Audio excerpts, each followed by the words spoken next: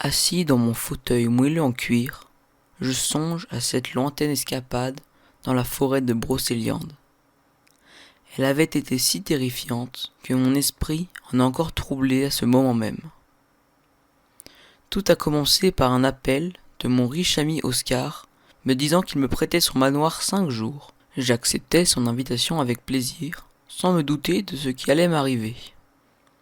Me voilà donc parti pour cette magnifique région qu'est la Bretagne. J'arrivai au petit château lorsque le soleil venait de se coucher. Il était en briques noires, recouvert de liège grimpant jusqu'à la tour principale qui dominait une sinistre forêt. La porte grinça lorsque je la poussai délicatement par peur que les gonds se cassent. Le plancher était vieux, poussiéreux et fendu à quelques endroits. Le mobilier était composé d'une grande armoire, un coffre en bois muni d'une serrure rouillée, ainsi qu'un lit crasseux au ressort cassé.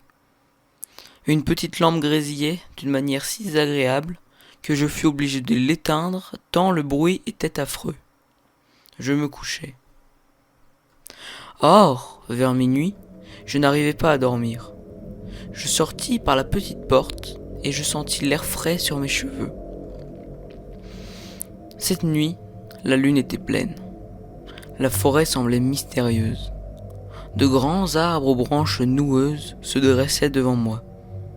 Pris par la curiosité, j'avançai pas à pas dans cette masse végétale. À chaque fois que mes pieds nus touchaient le sol mousseux et humide, une certaine inquiétude me prenait. Je tremblais comme une feuille. Je ne savais pas si c'était la peur qui m'envahissait petit à petit ou le froid qui pénétrait dans mes entrailles. J'entendis, à ce moment-là, un cri perçant de femme.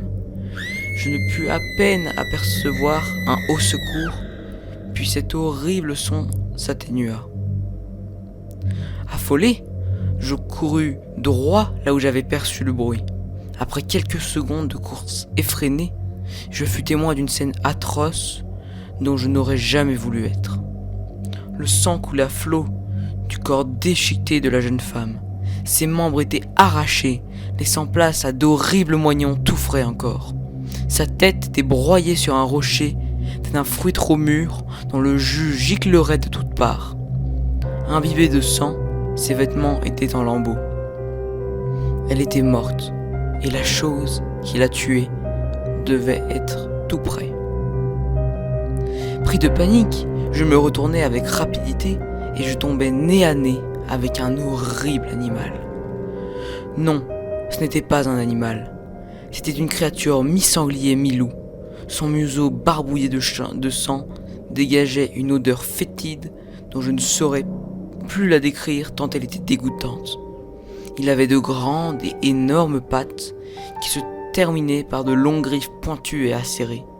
Ses bras poilus et musclés laissaient apparaître des veines violettes qui pulsaient sous sa peau.